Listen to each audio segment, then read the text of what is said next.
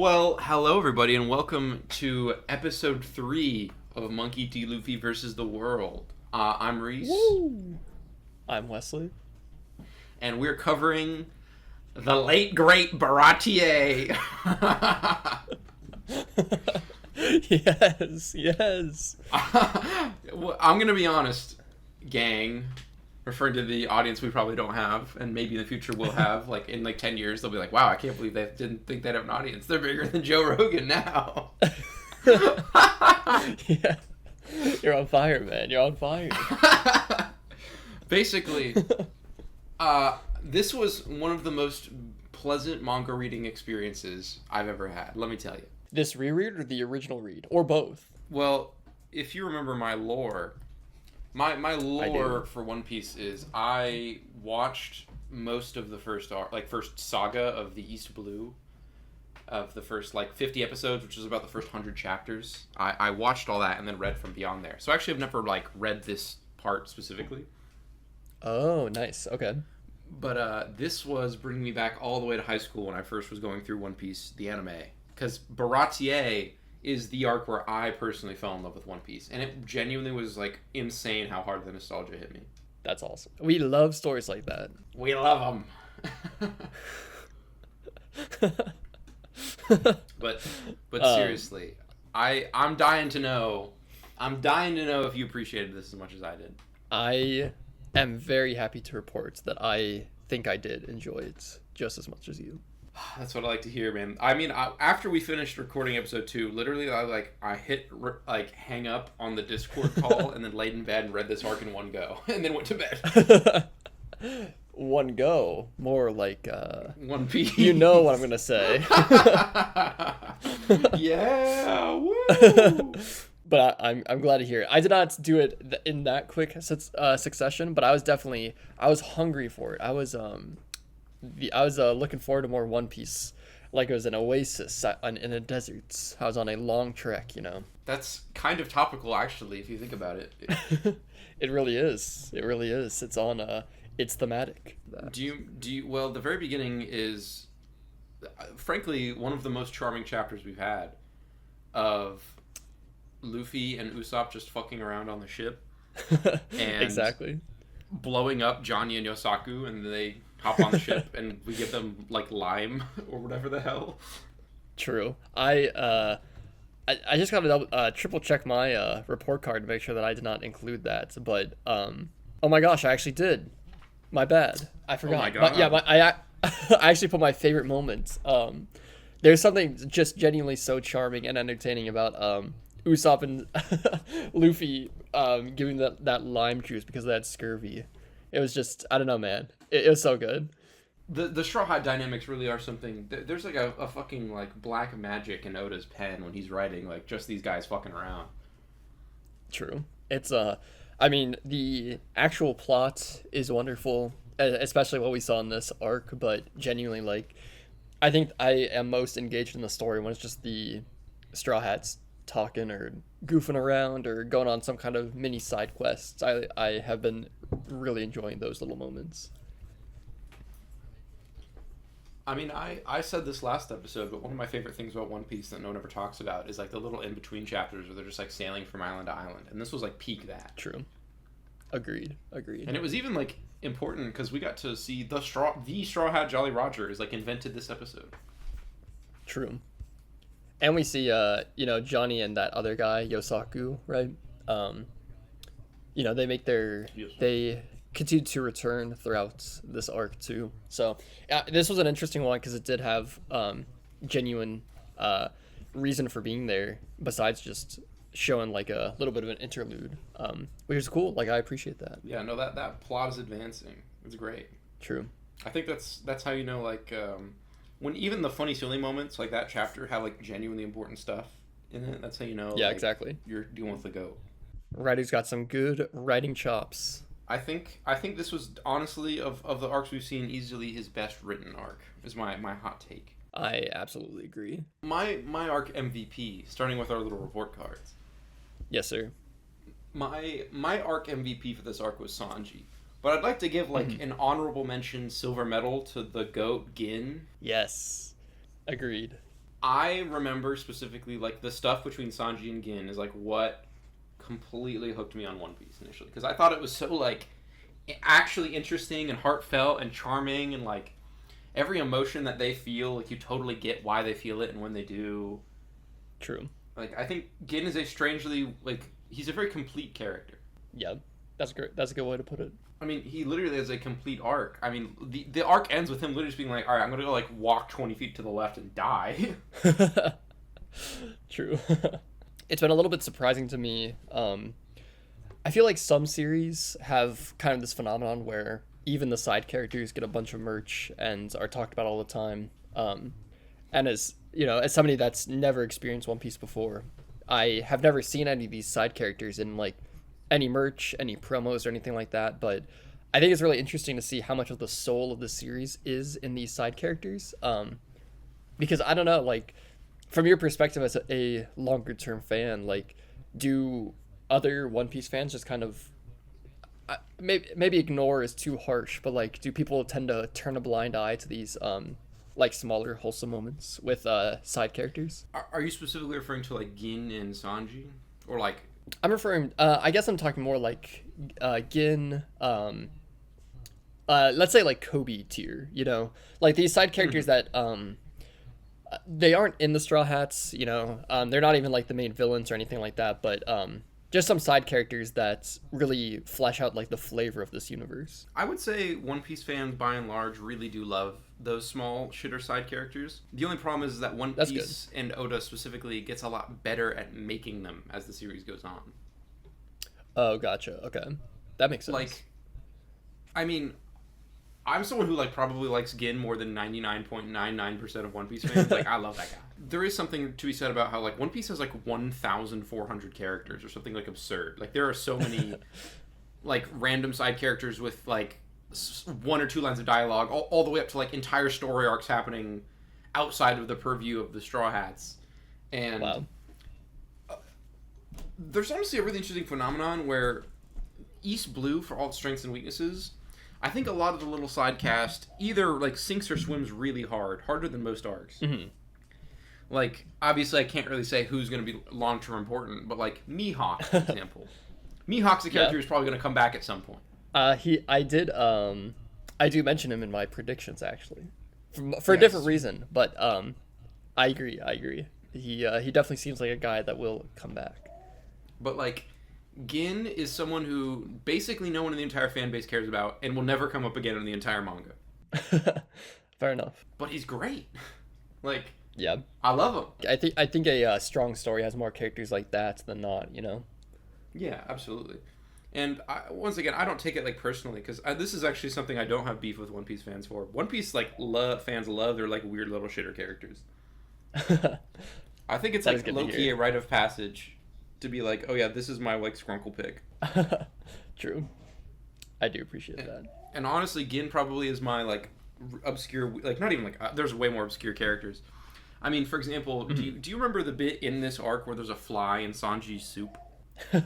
I do remember that. That is, like, a named character with wiki entries and, like, gets votes on popularity polls. That's peak. I love that. Which, by the way, that is something I want to talk about. There was our first popularity poll was in this arc. That's true. Do you happen to have that picture handy? I will describe it in more detail.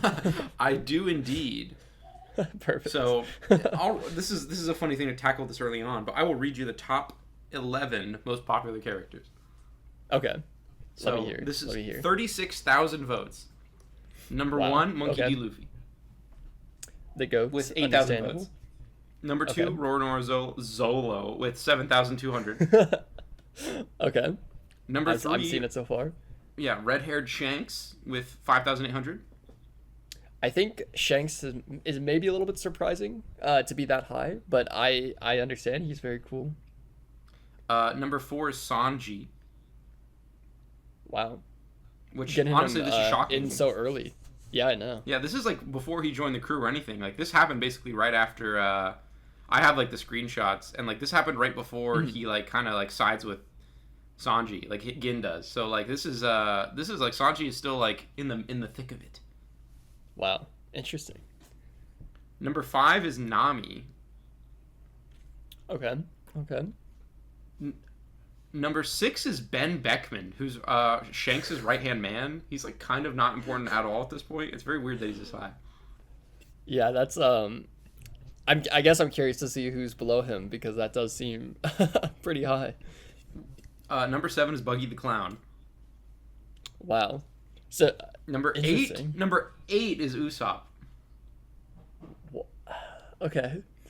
I can understand a world in which like Usopp is less popular than Zoro and not Sanji and Nami, but Usopp less popular than Ben Beckman and Buggy? That's crazy. That is insane.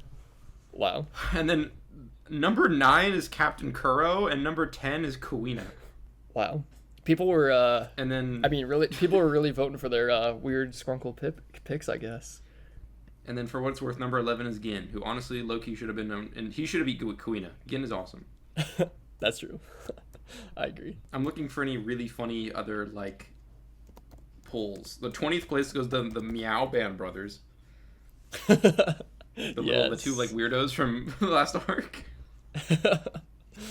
And then 35th place is Captain of Naval Base, which I'm assuming is the guy who like salutes Luffy after he Wow. I'd be very fascinated to see like were people allowed to write in their own characters or do they have to like choose from a list? I believe you can choose. I mean, I don't think they would have put Captain from Naval Base I think that he was writing it. Okay. But did like more than one person voted for Captain of the Naval Base as like their favorite character? Yeah, I wish it told me how many because I'm dying to know. I know. That's insane. I mean, One Piece fans take a lot of pride in like there's so many goddamn characters we love to just vote for the Scrunkles. That happens in every character popularity poll. That's true. Like in My Hero Academia or like one of those like equivalent like modern manga, I remember there being like, "Hey, someone voted for Naruto. Get out of here." That's true. I don't know though. I feel like the I'd always be checking like the JJK or Chainsaw Man polls, and those were like pretty.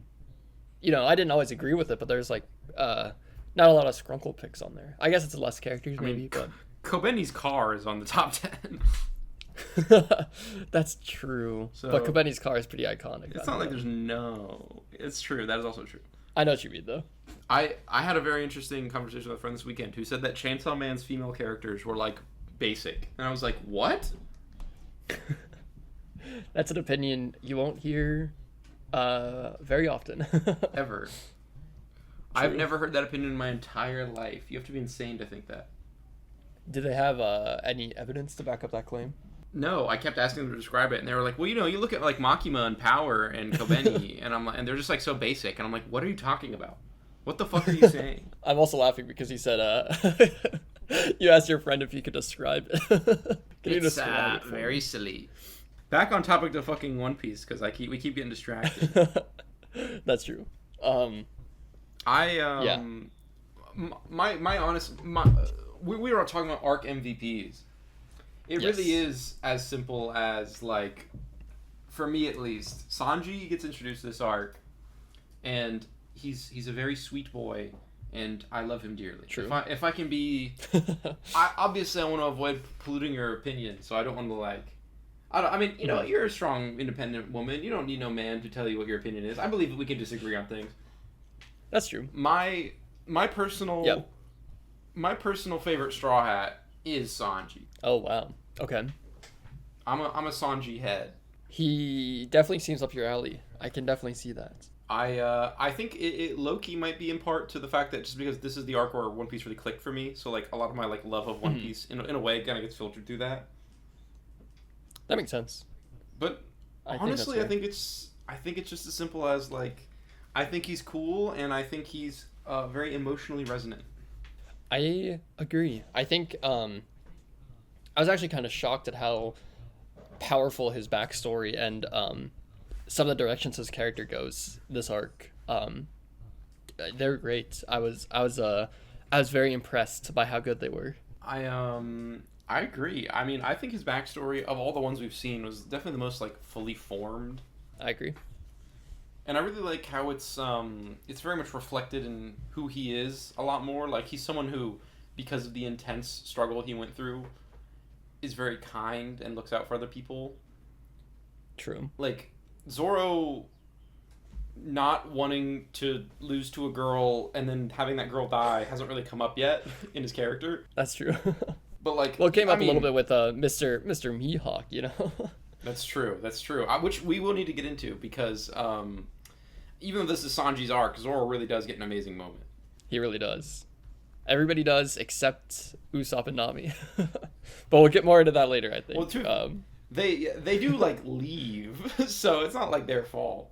Just on the topic of characters, you know, I think Sanji arguably is maybe my second place MVP. I am a bit of a Luffy head, so I still have Luffy as my arc MVP, but I like I said, Sanji's backstory really resonated with me, and I think just generally like all of his little chef buddies, I was a big fan of all of those guys too.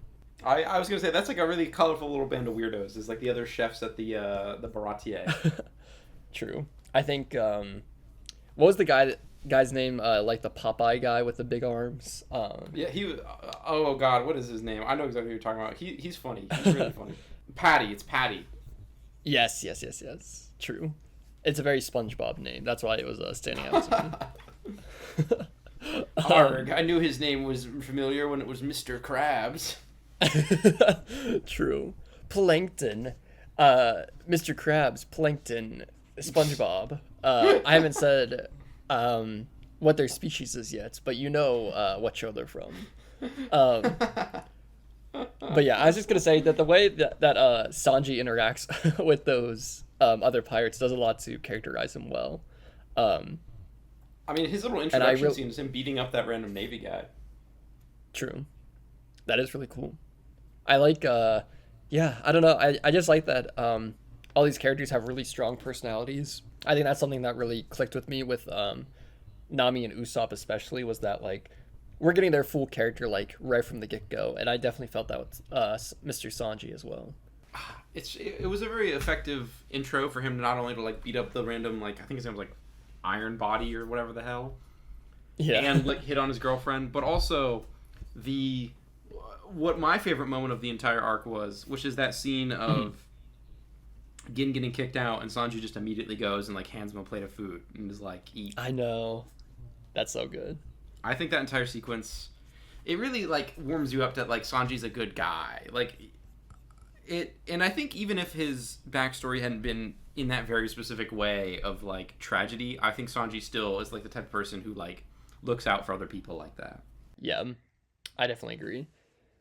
This was the hardest arc for me to pick a favorite moment because it was like between this and like 3 other things. But this one was just so like I know, heartfelt. Yeah, I agree. It I mean I know we talked about the like the heart or soul of this series a lot, but I really feel like you can really see the heart of the series in moments like that. I think there was also like, I mean, thinking of great moments, this arc has the entirety of Zoro versus Mihawk, which is peak. It does. That was insane. And like Nami betraying the crew. What the fuck? I know. I won't lie. I wasn't a huge fan of that subplot, but I do. If nothing else, I appreciate the ambition of having so many different things going on, and I also like the fact that like we really see Nami's character come through with the fact that like she's like tearful as she's doing it. You know, it gives a lot of like nuance to her character, which I appreciate. Yeah. No, it's just something, I watched a really interesting YouTube video recently where someone was going through, like, every single Straw Hat's, like, best and worst arc. Mm-hmm. And it was interesting that they had the claim that Nami's worst arc was Baratie because she betrays the crew. And interesting. In theory, I agree because she doesn't really do anything, but I would say that her, like, doing something like that is so like impactful and like interesting and not like anything else in the story that I think it kind of stands out and like makes her like an interesting, pretty integral part. I mean, they don't have like a ship or anything to leave with. That's fair. I mean, it definitely it has plot ramifications, that's for sure. Like even though she's not there, she's still genuinely directly impacting the story. Yeah, and I don't know. I actually personally like that plot line. I understand why you don't, but like because I know where it's going, I'm like, oh yeah, this is cool. Yeah, I think that's fair, man. I mean, like I said, I don't think it's necessarily bad. I think it just didn't really land for me in the way that everything else did. Because this is kind of a jam-packed arc. Like, there's a lot going on. I think that's really fair, and I kind of like it. Like, I like how the status quo is constantly, like, shifting and evolving. Like, yeah, I think that's fair. This arc, without Mihawk coming in and, like, ruining everything, becomes, like, in theory, not that much changes. Like, I don't think they were going to lose if Mihawk hadn't come and, like, split the ship in half. Right. But I feel like it adds so much to, like, the world of One Piece that, like, you can be in the middle of your own thing, and then, like, oh, by the way, this, like, other side character wandered in, and now it's a whole different thing. I think we kind of had that conversation about, like, Dragon Ball versus JJK War arcs. And, like, just the fact that a battle going on, like, at point A and a battle occurring at point B, like, the ramifications between the battles, like, the battles not only affect each other, but, like, characters can, like, come and go between them. And it's very much like that kind of phenomenon, which I also really like. I think that's great. I mean, I think when Mihawk shows up is, like, right around then is when they realize that Nami has left, right? I think so. I want to say it might be, like, right beforehand. It's, like, a moment of, like, hopelessness, and then he shows up, and it's just like, oh, man. Right. Stuff's going crazy. Yeah. I like how the status quo is constantly shifting and changing. Yeah. I mean, there's definitely, like, a moment here. I was like, Luffy and Zoro are genuinely, Zolo are genuinely in some hot water. Like, I didn't necessarily suspect that they're gonna lose, but, like, I was genuinely thinking, like, oh man, like, the ships might genuinely just be blown up here, and they might have to, like, go on little rafts or something. Like, I didn't know what was gonna happen. It was cool. Yeah, I feel like that this was the most effective arc in terms of, like, stakes and tension, I feel. That's a great way to put it. I agree. Like, there's that really good moment where Gin has Zeph at gunpoint. Yes, that's true. And like, you're like, and there's that, like, you know, like, Pearl, who, by the way, sucks so bad, is, like, the most forgettable character in all of One Piece. That is true.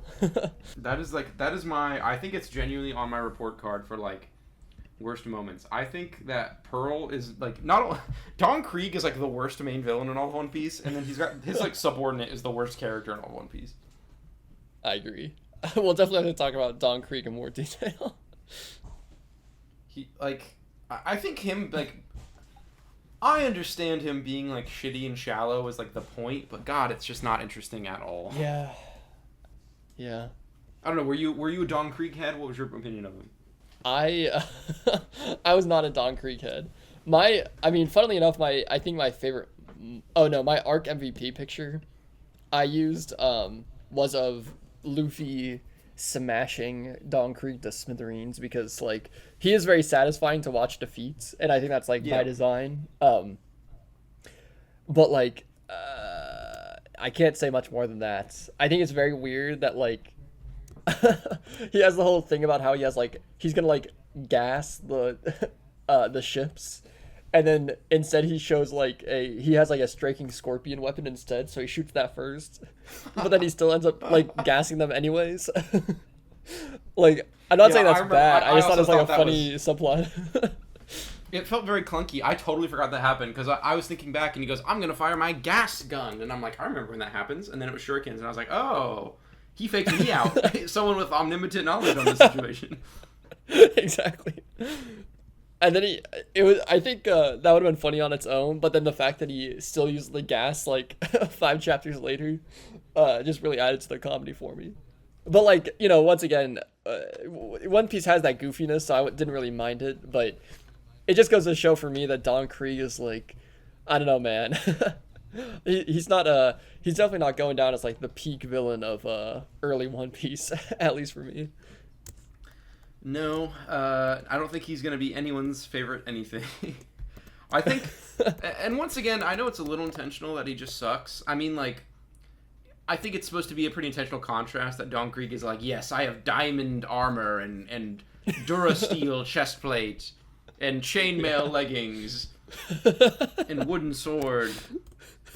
But, you know, Luffy he's, like, I think one of the coolest, I almost put this as my favorite Oda art moment. But when like he puts up the big like spike shield because he's like, yeah, Luffy, you can't punch through this, and Luffy just does it anyway. That shit rocks so hard. Oh, yeah. Come on. I agree. That's why Luffy's the GOAT, man. It was so good. I think That's Luffy so cool. just like face tanking all those like his like spike Gatling gun. That shit rocked so hard, by the way. True. If nothing else, all of Don Krieg's weird contraptions like just serve to make Luffy look cooler. I think that felt very intentional. But like, yeah. I don't know. I think you can have a foil to the hero who is cool, not be like a villain who is lame. Like you can do more than that. That's true. For example, like I think like Mihawk is such a cool villain in this arc, or antagonist. He really is. Yeah. Like he just shows up and stunts on Zoro. Oh my god. I know. I loved that, man. His sword design, by the way. I'm big on like cool weapon designs. I like his sword is so cool. And his cool like cross necklace. True. He's like Murdoch from Gorillas. Bringing something back that we talked about in episode 1, the 4Kids censorship corner. Oh yeah. It's really funny. In the 4Kids version, they had to like censor his sword and necklace to be like shorter so that they weren't crosses. Were they like plus signs then? Like Masato's cross instead? Yeah, unironically, I think they do make his cross a Masato plus, and then they just like make his sword shorter. Like instead of it being so long, it doesn't look like a cross. It's just like a tiny little hilt. That's pretty good. One of the other best changes in all 4Kids One Piece, they turned his like Don Krieg spike shooting gun into a like Nerf gun, like with suction cups at the end. Did they leave in the gas though? Yeah, they left in the gas. Don't worry, they left in the gas. But there's a really funny moment where, if you remember, there's that genuinely like pretty goated moment of Luffy just like ripping all the spikes out of his body. Yeah. In the 4Kids anime, they just like they had to remove all of the blood, so it's just a perfectly fine Luffy like dramatically like taking off these like Nerf darts where they go like pop, like pop, pop, and that's great. I mean, I don't know, man. I think 4Kids was not ready for One Piece, dog. They could not handle the sauce. That's true. I think. I mean, I guess if nothing else, I appreciate their commitment to doing things as high effort as possible. Like yeah, they did not having even do to reanimate that is insane. I'm sure like the people who worked on like editing down One Piece hated their jobs so much. Literally. I mean, they'd have to change every other page, basically. Every time Luffy, like, smiles or bleeds, they have to, like, redraw the whole picture. True. The two worst things a person can do. Smile with your mouth open and bleed.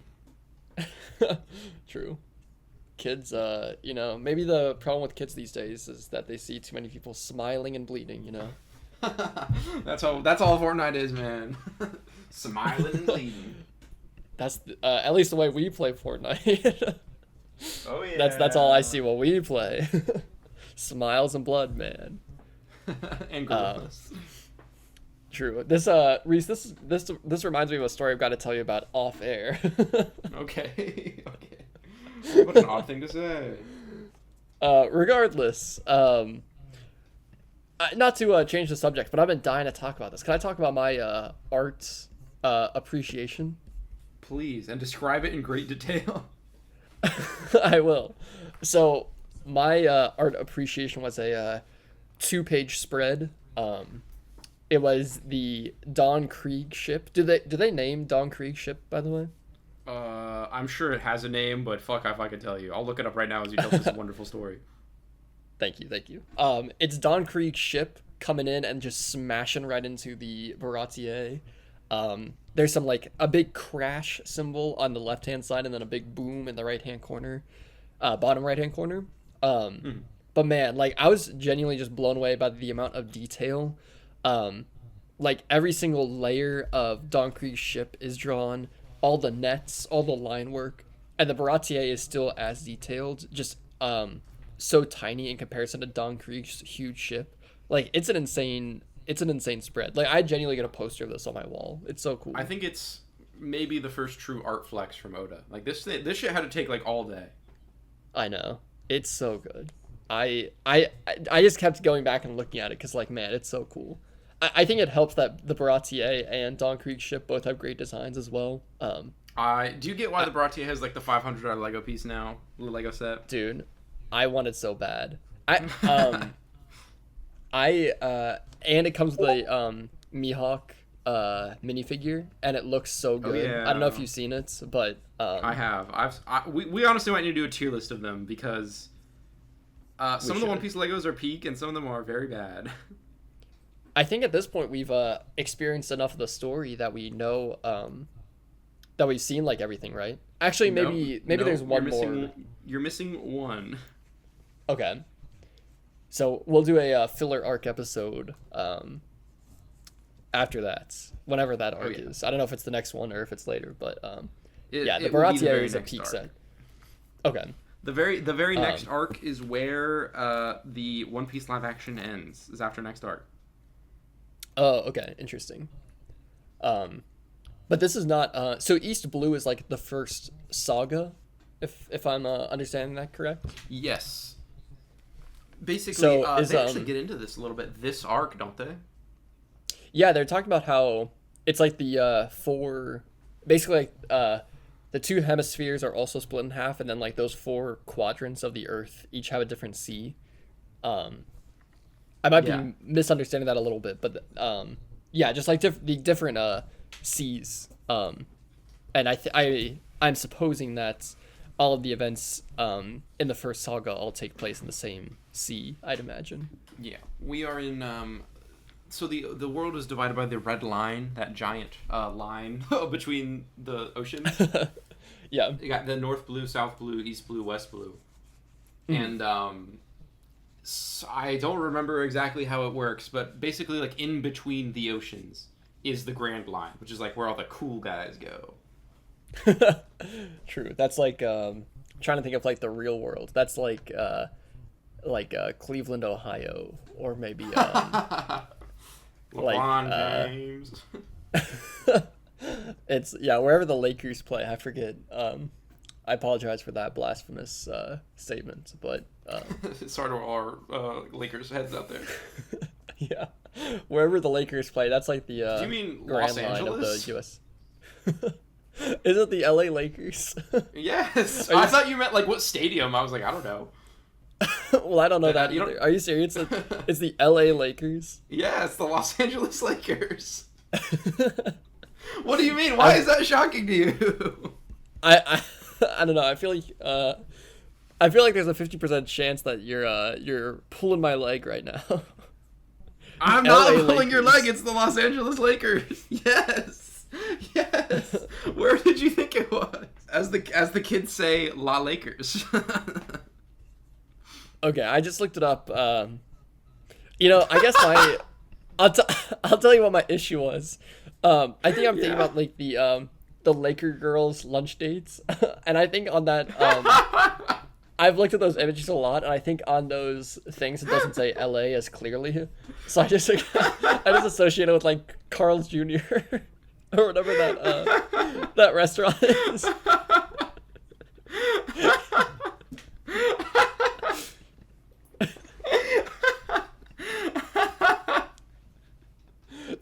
By the way, for those who haven't seen the Laker girls lunch date, it's like these like the Laker girls, the cheerleaders, which I'm assuming are similar to the Pirates on the Grand Line, are like taking photos with like an eclectic cast of characters.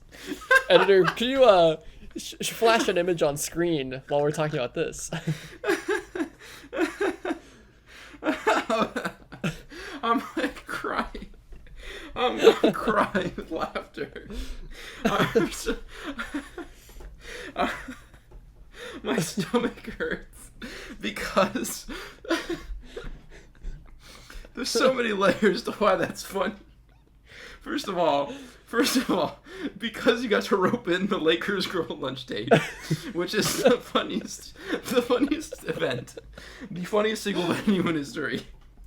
But also, what's so funny is that I'm looking at all these images and they all say Los Angeles Lakers in them. Every single one. Of the Laker girl lunch date? Are you sure? Yes, they all. In the background, it says Los Angeles Lakers. Oh my god! But you see what I'm looking at it. I mean, just so we're clear, your eyes are going a million different places than the Los Angeles Lakers, man. And there is the Carl's Jr. symbol on. I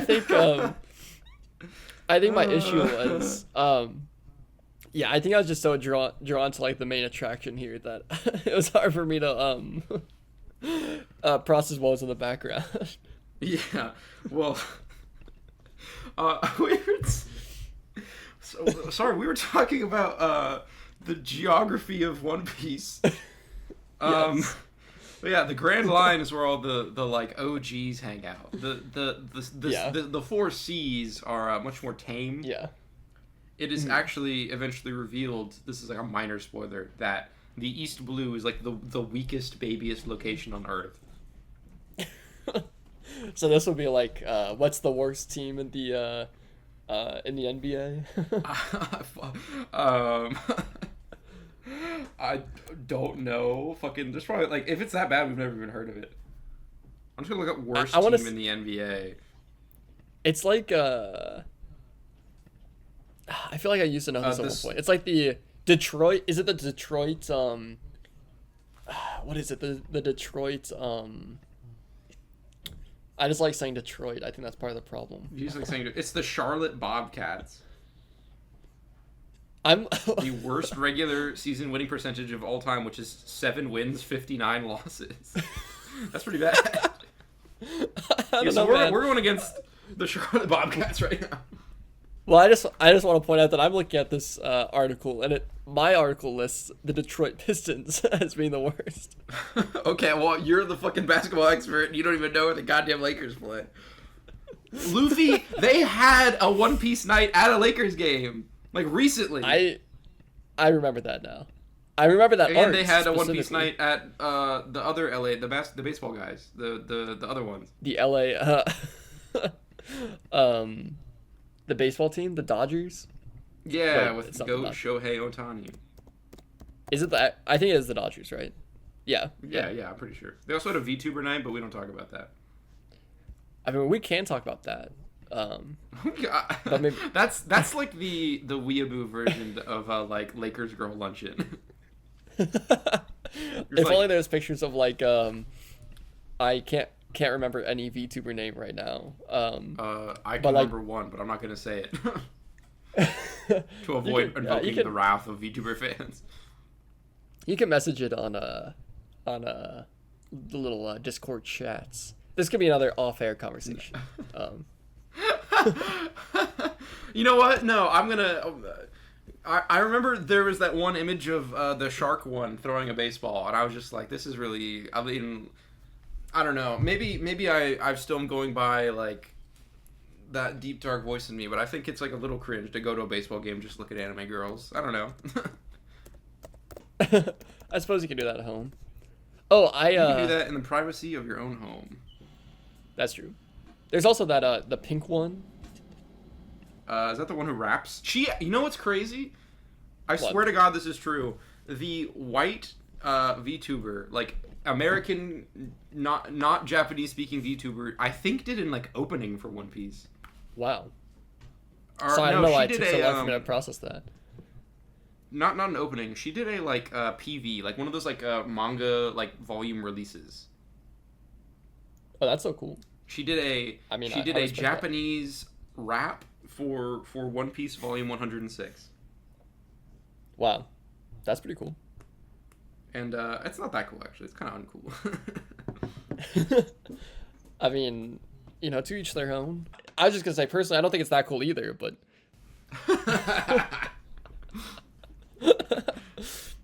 That is true. I'm like the Kenpachi Zaraki of this podcast, man. I'm making enemies every episode. If you're him, then what does that make me? You're the Tosin. That's so true.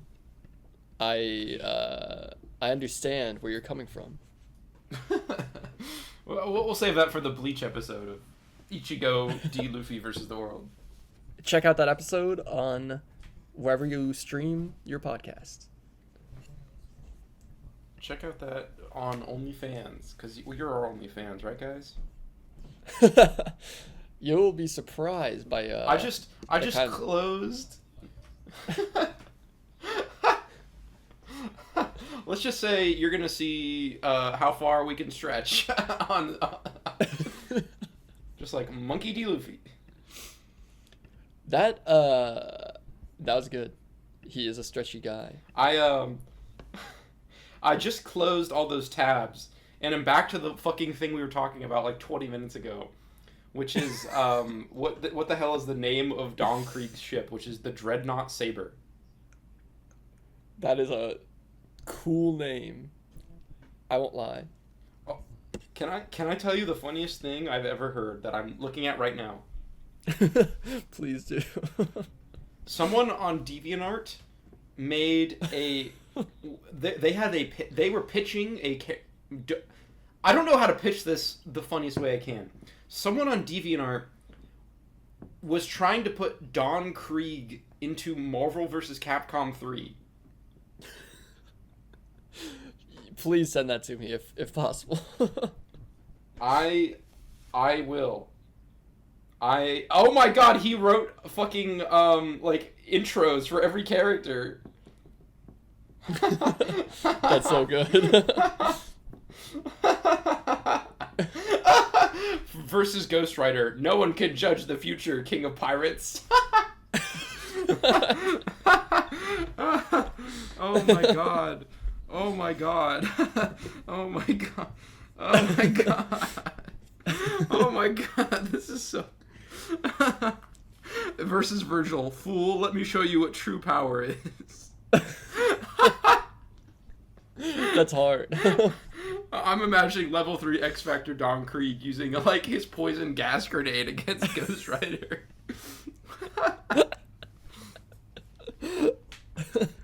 Holy shit, this is so funny. This is so better than the Baratie arc of One Piece. Wow, I cannot believe that there's actually all these. Battle stance / idle animation. Don Krieg stands up tall, breathing heavily. Every once in a while, he may cross his arms. Reece, you've got... It says forward walk. Don Krieg marches forward in an intimidating way.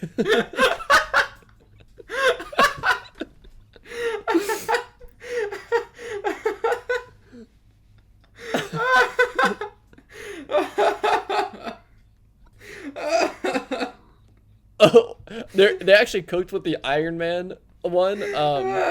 He says, your armor might look fancy, but mine is the strongest there is. And then Iron Man says, that'd be a good suit of armor if this was the 60s.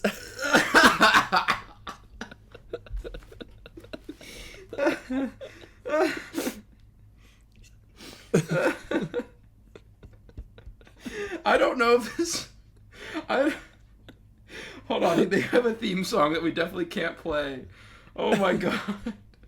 Oh my god. It's just his theme from the anime. I thought they were like gonna put on like some like 70s hair metal or some shit. Oh man, my god. I wish, man. Oh my god, I'm fucking dying. This is the funniest thing I've ever seen. I can't tell if this was posted in like 2004 or like 2024. I know. I don't know, man. KO quotes.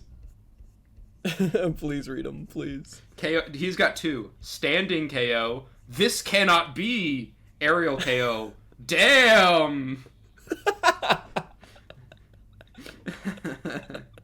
How's that written? Hold on, I'm gonna scroll down. Oh my god. It's just the word with like god. 50 A's.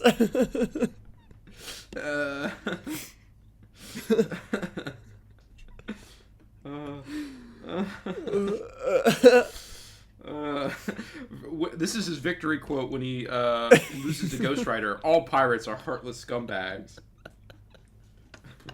Hold on, this is kind of cooking. When he beats Captain America, ha! Pearl has a sturdier shield than you.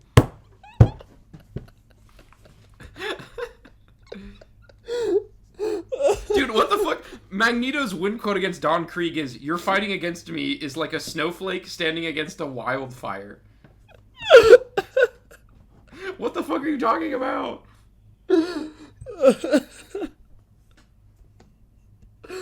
Oh my god. When was this made? Oh my god, hold on. He's got a whole, like, just...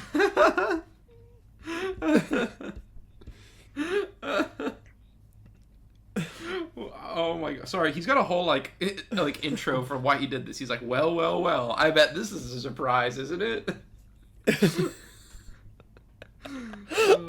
Oh my god, I just saw that this is under the literature tag. Oh my god. Oh man. Wait. He also has one for Tiny Kong. What, Wesley? Do you know when I said 10 minutes ago with that, like, I don't know if this is from 2004 or 2024? This is unironically from 2024.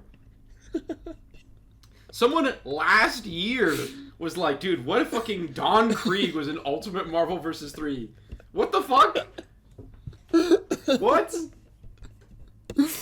Oh my god. I don't know, man. This guy might be cooking a little bit. Oh. I think if anything we've learned this episode is that maybe Don Krieg isn't as bad as we thought. I might need to bump this arc up to a solid A. I know. I think this is maybe the most disjointed episode we've ever done. Last episode was like an efficient... It was like Captain Kuro. We had it like lined up. It was an efficient plan. It was a great plan. And this episode, all we've done is talk about Los Angeles and like read DeviantArt.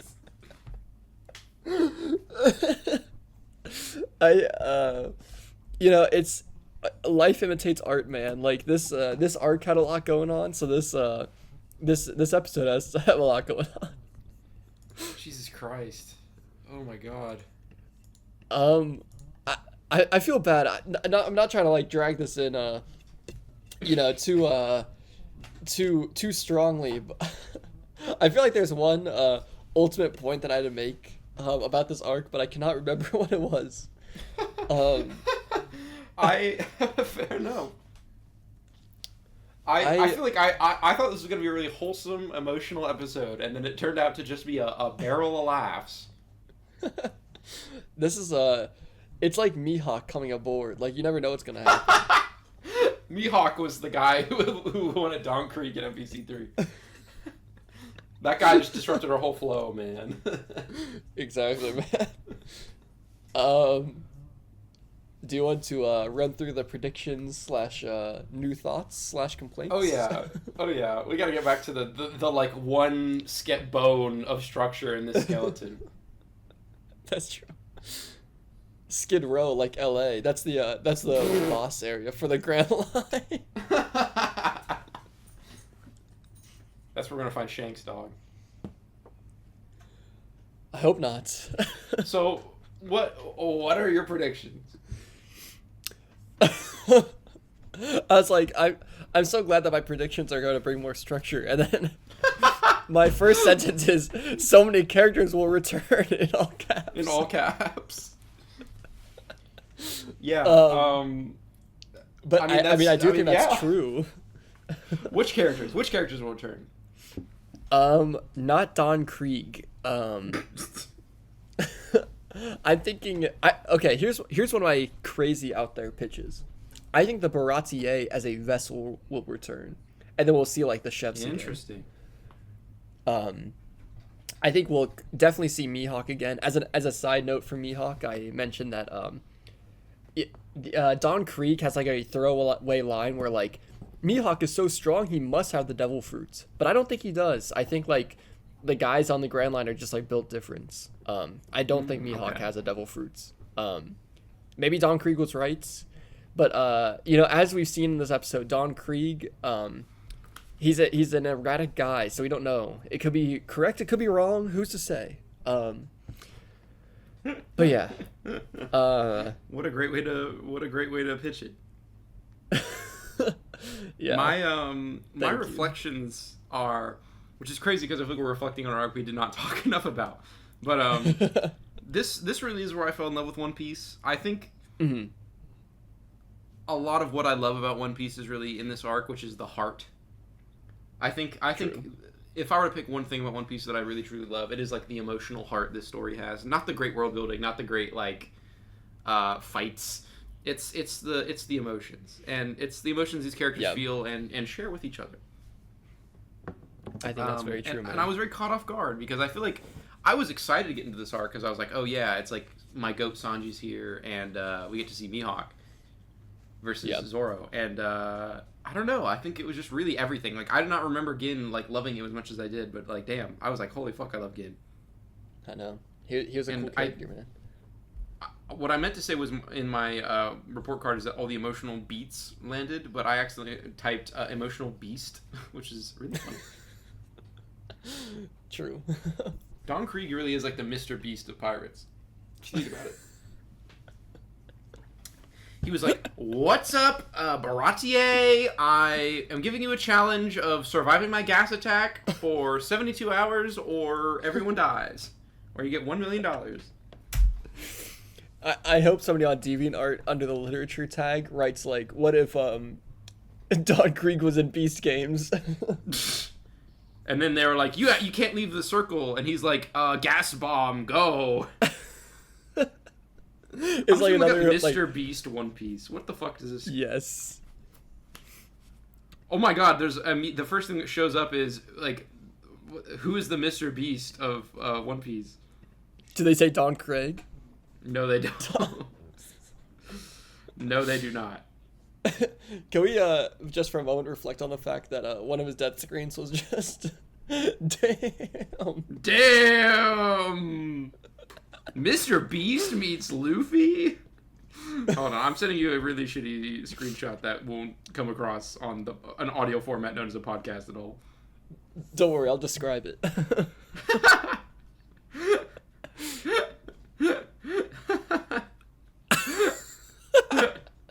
This is not what I was anticipating it to be at all.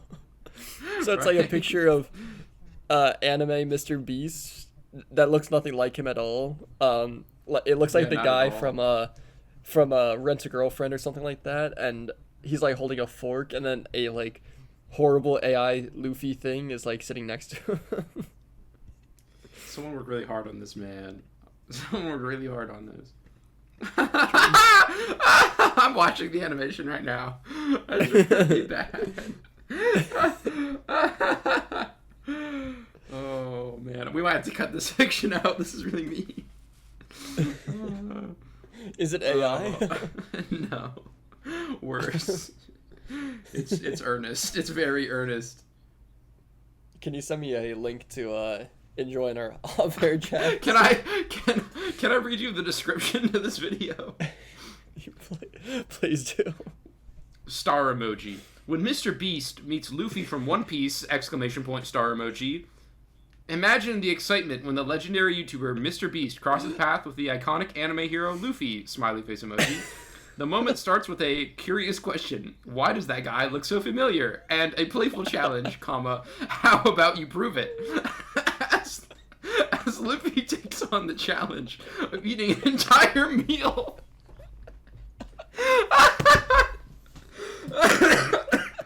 As Luffy takes on the challenge of eating an entire meal, disbelief fills the air. Okay, this is unironically, this text is absolutely AI generated because it's doing the for sure the thing of the double dash. It does the double dash. Oh yes. An unbelievable disbelief fills the air. Dash dash. There is no way you are the real Luffy, but the energy is unstoppable. With the declaration, "This is the greatest day of my life," capped off perfectly by the promise, "Let's make a video together." This fun animation blends the world of anime and YouTube legends, giving fans a unique crossover moment to enjoy. Hamburger emoji, fire emoji. I really appreciate the line, the challenge of how about you takes on the challenge of eating an entire meal. I know. I was really caught by. I was the line. Curious question really struck out to me. What's that? What's the thing? I feel like we were talking about something recently where it's like, I have a curious question actually. Yeah. Oh my God.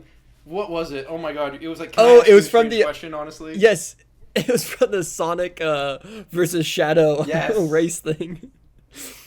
I have a curious question for you, honestly. Do you think I could beat you in a race? Probably not.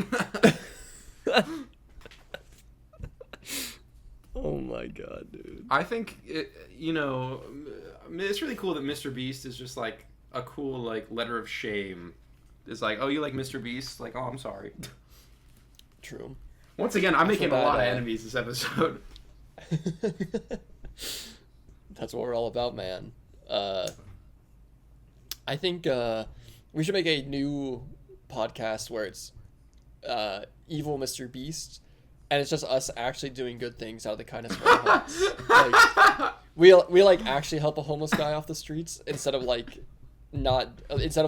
making like theater out of like making his life more miserable. You know what I mean? Oh.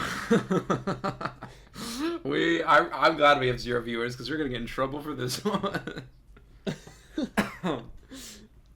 I think it doesn't help that I feel like we fucking barely talked about the arc this episode. Like, this is just us shooting the shit with like a One Piece like veneer. You know what, man? That's what the best podcasts are. You know. This really has become Joe Rogan. It really has. Destroyer of worlds. We've lived long enough to see ourselves become the villains. 3 episodes in. It's already fallen apart. If you think about it, I'm like the Don Krieg of One Piece because I'm coming back to you, lowly Luffy, and I'm like, dude, it's fucking crazy out there. This shit's wild. It really is, man. That's really true. We should we should capitalize on that with a cosplay. Who would you want to cosplay from One Piece? From everyone we've seen. I think at this point just Luffy, man. That's although Sanji has a great fit. He does. I was gonna say, Sanji would just be wearing like basically normal clothes. That's true. I guess if you do Zoro, you get to wear like the Kingdom Hearts shoes to bring it back to a gag from episode 1. Oh, dude. If I cosplay Sanji, do I have to pick up smoking?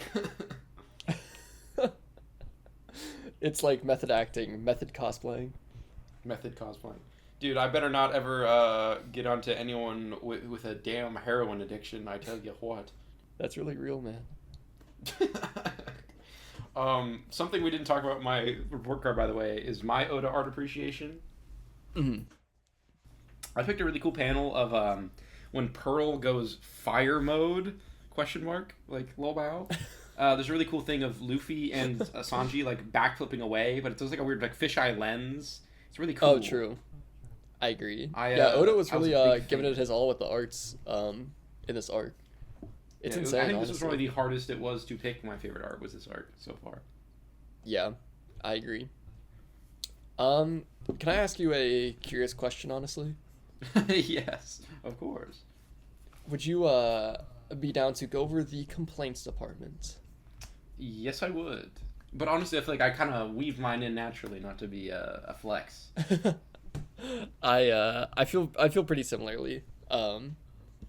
But go ahead, throw us a bone, you know. I think my main problem with this arc is I like everything except for the villains. Asterisk Gin is like probably the best villain we've got so far. Like honestly, True. like I like him more than Buggy and Elvita and Captain Axehand Morgan. Like, bruh. But Don Krieg and Pearl are terrible and forgettable, and the only thing about them that's good at all is watching them die. That's true. That is a good point. Also, it's a little cringe that Usopp joins the Straw Hats and then immediately just like leaves. I know. I was missing Usopp. He gets that great chapter with Johnny and Yosaku. Like, he gets to really goof around with Luffy in a wonderful way, but that's like literally all he does at all. Yeah, that's true. Speaking of, really quickly before we go to your complaints, I can't believe we didn't talk about this, which is the really charming moment where Luffy is working at the Baratie. Oh my god, dude, I love that moment. I love that panel was... of Luffy standing in the apron.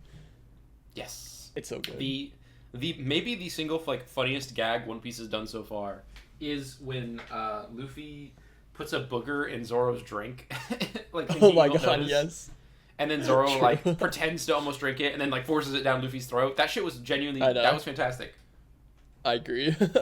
It's the exact thing I'm looking for from One Piece. True. The comedy in this arc was insane, by the way. It's so good. It was so consistently good. I really couldn't agree more. I think Oda has found his rhythm with writing these characters more and more every arc. Like, he's just getting better and better at it. What about your complaints? I feel like mine were also weaved in. There's just one more big thing I want to mention. But overall, like, this arc was definitely the most ambitious, and had to balance a lot of characters and comedy and drama. And I feel like sometimes it took some missteps. Like I said, I think Usopp and Nami not really being involved, although they were, like we mentioned earlier, to a certain extent. But I think there's a few missteps with that, like, ambition. But I definitely appreciate the ambition more than not having that. Like, I'd much rather prefer to have something like this than something that's not ambitious at all. But something that I could definitely live without, and I'm sure that this is a thing specific to this translation, the use of crap really started to get on my nerves after a little bit. I noticed that as well. I have no idea what the Viz people were smoking, but the translation of like what is clearly a kuso, like it's so bad. Yeah. I don't do crap. Please just say shit. It's not that big a deal. I know. No one cares. I know. I think it wouldn't have been that bad if they didn't use it so frequently, but sometimes it's literally like every other speech bubble, which I get as part of the comedy. But man, it was a little I didn't find it too funny by the end, I won't lie. It was distracting, and I think that's the worst thing a translation can do. I don't think that's a problem as much going forward with One Piece. I don't remember there being any specifically like bad translations. I think it is kind of a shame how, I'm sure you've seen all the memes, dear listener, and also my buddy Wesley, of yes sir, like when fan sub versus like normal sub, where it's like Naruto and Sasuke like, I fucking hate you, I'm gonna fucking kill you, versus like, you're my friend and I love ya. or like at the worst it's like, you're my crapping friend, I'm gonna crapping kill you. Thank you for sending me a fucking JPEG of Don Creek, by the way. You're welcome. I meant to send that earlier, and it was like in the like speech bubble to send. I forgot to press enter.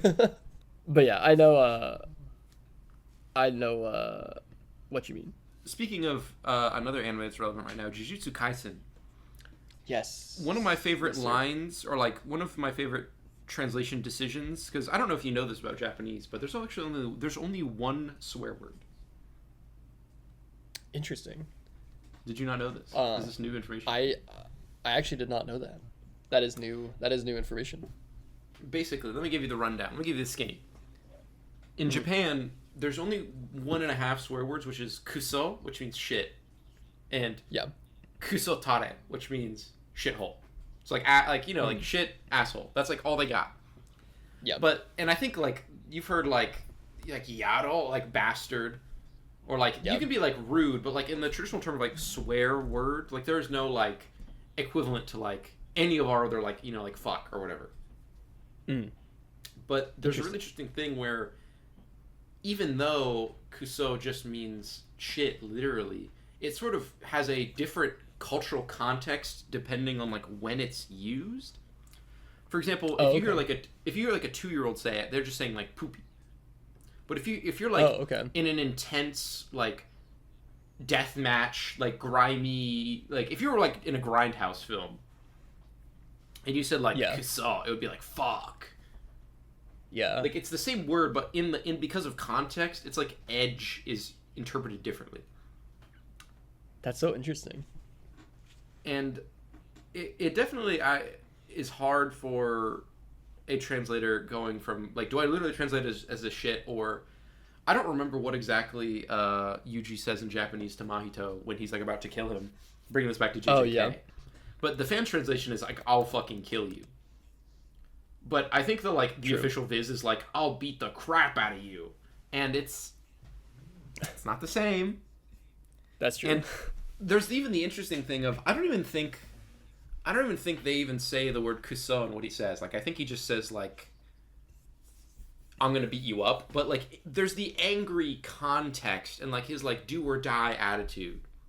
Where Right. I think saying I'll fucking kill you with like how edgy the art is and everything sells it more. Like that's more authentically what he means than just like I'm gonna hit you really hard. That's true. Yeah, that's a great point. So translation is equal parts art and science is my greater point here, and with Japanese especially, it's got some very strange differences. Yeah, that's very cool. I've enjoyed this Reece Japanese language lesson. There's also a whole damn discussion on like slang. You know how many people are like every day on Twitter I wake up to people talking about whether it's okay to use the word like Riz in like a sub. And like That's true. I mean, honestly, the answer is it just kind of depends.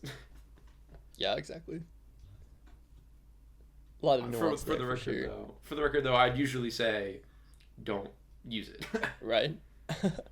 There's a lot of examples of people using something that feels very topical and cutting edge, and then immediately like makes it feel like horrible. Like this is not a direct example, but like I could imagine someone in 2016 being like. They'll be like, wow, this guy's really fat. And they'll be like, he's a heckin' big chungus. True. And sometimes that's just not like, even though like it's a young character talking in slang, doesn't really like, that's not like accurate. That's not really what they're saying, you know? Yeah, that's true. That's the end of my translation lecture. So I hope you guys enjoyed. We'll definitely have to make a fun little like stage to show on the visuals or something like that for your We'll use that one shot of Gojo and Geto on the damn like comedy duo bit. Yes. True. We me. gotta do It's that with a language seminar. True. Very true. But somehow we have really not talked about this arc at all, I feel. I mean, we said what we needed to say. We got our good points. Yeah, I think we got our good points in there. My main takeaway, my sort of arc in review in closing, is that every moment with Sanji that was supposed to be emotional at all made me feel something deep in my soul. Like Sanji's goodbye to Zeph. Mm-hmm. I was so tempted to make that my favorite moment. Sanji feeding Gin, I made that my favorite moment. Yeah. Like Sanji even just talking to Luffy about the all blue, like the way he smiles, it warms my heart. I know. I feel that, man. It's so good. It's very. I feel like Sanji's a very pure character. Yeah, he really is. And I think maybe the biggest criticism of this arc I could give is everything that is letting those emotions bleed through works so well for me. Like him and Gin's like friendship and like, but like that like frustration they feel and like being on the other sides of like this conflict is so interesting to me. True. But the actual like combat is pretty much I don't care, except for exactly Zoro versus Mihawk, which is fantastic. That's fair.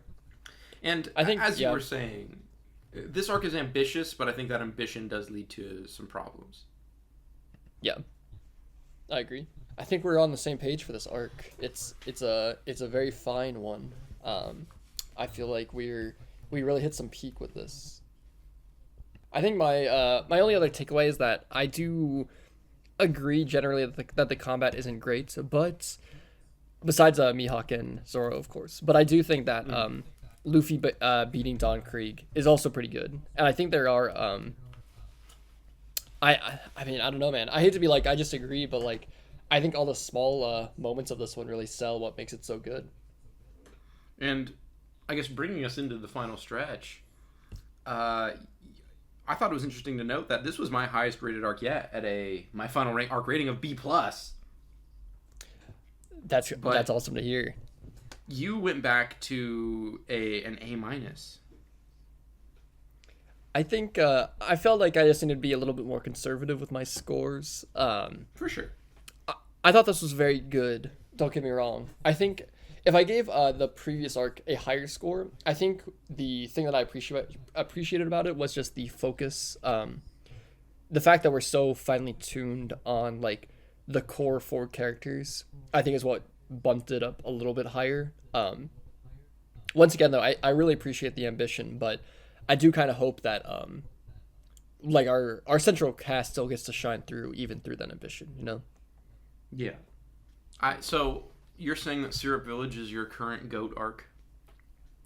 I know that might be a hot take, but I think it might be. This is a very, very close second, though, if so. That is a hot take, but I do respect it. Thank you, thank you. Damn.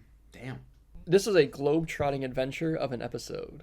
But I'm very, I'm very happy I got to. Exactly. I'm very happy I got to go on this journey with you, my friends. I think as great as this episode was to record in this arc, I think my excitement pales in comparison for this upcoming arc. That's exciting. I don't want to say too much, but like I think this is when people are clicking on the playlist of like One Piece, our One Piece podcast, they're gonna be clicking on like that episode first. That's like the entry point where people want to hear our opinions the most. So we gotta lock in. Okay, sounds good. Will do. Well, I believe that ends episode 3 of Monkey D. Luffy versus the World. Thank you all for watching, and make sure to subscribe and ring that bell.